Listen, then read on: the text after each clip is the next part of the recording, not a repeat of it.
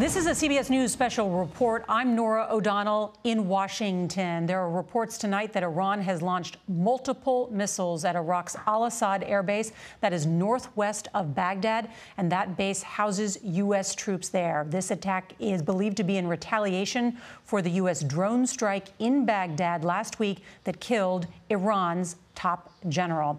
David Martin is at the Pentagon with the very latest. And David, I understand that the president is monitoring this situation. He has been briefed. What do we know about the severity and the impact of these attacks?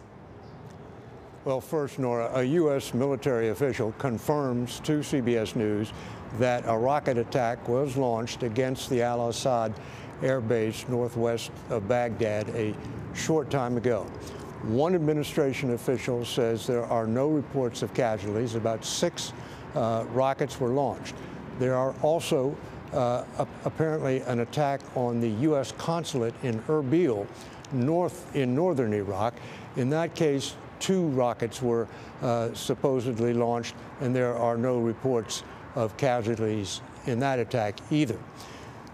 Earlier, Iranian state television announced that its Revolutionary Guards were conducting a missile attack on Al-Assad air base in retaliation for the drone strike which killed Qasem Soleimani. So Iran, the government of Iran, appears to be taking credit for this attack. If that is correct, then this was not just another rocket attack by an Iranian-backed militia in Iraq, which may or may not have been acting on its own. This, according to that announcement by Iranian state TV, would be an attack ordered by the government of Iran against a base where U.S. troops are located. In fact, and that's an important, right, and that's an important point, David, that you point out, because some of these rocket attacks have been carried out by proxy forces in the past, but we are now hearing from the IRGC that their aerospace unit launched this attack with tens of ballistic missiles on the Al-Assad military base in the name of martyr General Soleimani. So they are claiming responsibility. And of course, this follows the news reporting that the Ayatollah, Iran's supreme leader, has said that he wanted Iran's forces to carry out such an attack. They're using the word missiles, which is significant, because they have missiles which have sufficient range to reach Baghdad and west of Baghdad from Iranian territory. We don't have this confirmed yet, but it is entirely possible that this missile attack was actually launched from Iranian territory, not just ordered from Iranian territory, but carried out from Iranian territory. The next big question, of course, is what will the American response be? And that remains to be seen. And that is the frightening scenario that presents itself tonight. Not only the health of our U.S. service members in Iraq. There are some 5,000 serving in Iraq, a number of diplomats as well. We are told the president has been briefed on this situation.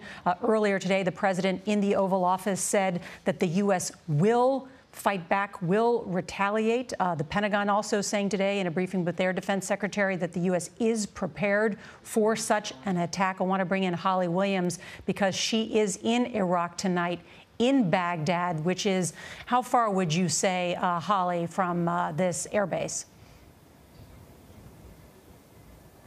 Yeah, Nora, that base is about 100 miles northwest of here. And as you were saying, rocket attacks on Iraqi bases and U.S. bases here in this country are fairly common, generally carried out by militia groups with backing from Iran. But this is, if those Iranian state media reports are true, is qualitatively different. I think for a lot of Iraqis, this really is the nightmare scenario. We were speaking with the Iraqi Prime Minister's military spokesman today, General Abdul Karim Khalaf. And he said his fear was that Iraq will become a battlefield, a battleground for a proxy war between Iran and the US. And when you look at it, that does now seem to have come to pass. Firstly, with the assassination on a Baghdad street of Qasem Soleimani, and now with this apparent missile attack on a base that houses some of the 5,000 US troops that are here in Iraq.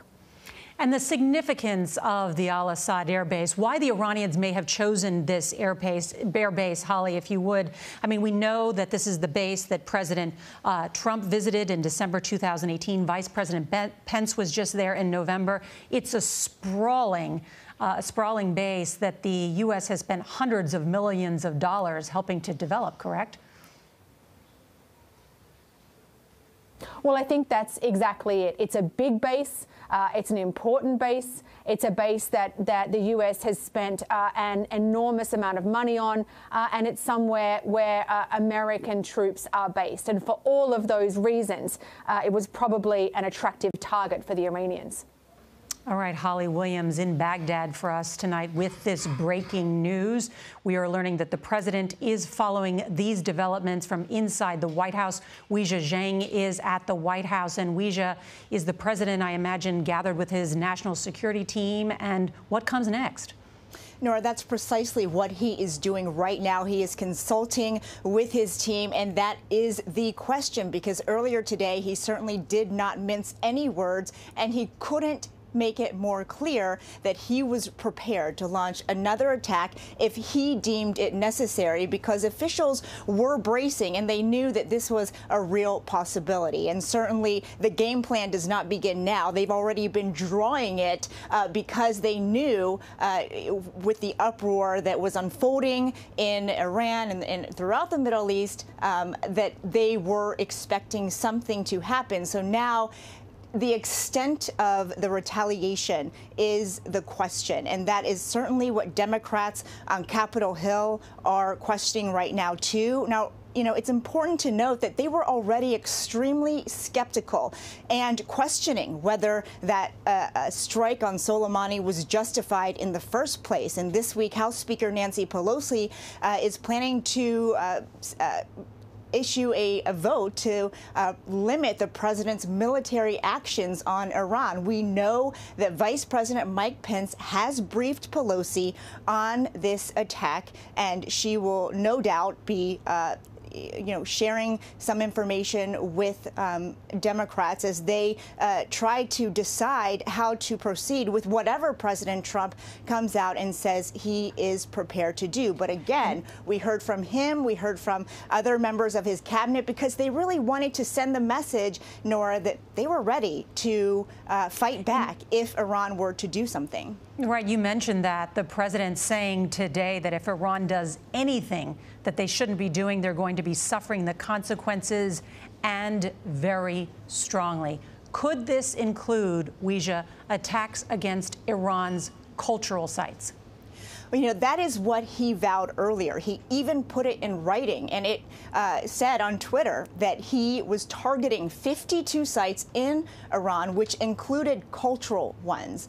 And so there was a lot of pushback from both sides, from both parties, because that would be considered a war crime under international law. Well, today, President Trump apparently found that out, and he walked it back, saying, quote, if that is what the law is, then I like to obey the law. And so perhaps when he tweeted that out, he wasn't aware of that, because, his advisors and other cabinet members were actually scrambling to try to defend what the president was saying, because it is against international law. So at this point, we don't know what he's considering. But again, he has been thinking about this, mulling over it for days. All right, Weijia, thank you. And to that point, let's return to the Pentagon, because David Martin is there and has been talking to his sources all day. The defense secretary today, that they have increased their force protection postures, that they are prepared. And of course, David, the U.S. military always has contingency plans in place, correct? Correct, but let me read you a statement we just got from the Secretary of Defense. At approximately 5:30 p.m. Eastern Standard Time today, Iran launched more than a dozen ballistic missiles against U.S. military and coalition forces in Iraq. It is clear, this is important, that these missiles were launched from Iran and targeted at least 2 Iraqi military bases hosting U.S. military and coalition personnel at Al-Assad, that's west of Baghdad, and Erbil, which is north of Baghdad. There is no battle damage assessment yet. This statement makes no reference to American casualties. And it talks about the possibility of a response. So that's what's on the table, Nora. All right, David Martin mentioning that news from the Secretary of Defense and the Pentagon that Iran has now targeted at least 2 Iraqi military bases hosting U.S. military and coalition personnel at both Al-Assad and Erbil. This has been a dramatic escalation in what many feared might happen. So our coverage will continue on our 24-hour streaming network, CBSN. You can also watch it at cbsnews.com or on our CBS News app. There will be more on your local news on this CBS station. Many of you will return now to regular programming. For some of you, the CBS Evening News is next. This has been a CBS News special report. I'm Nora O'Donnell, CBS News, Washington.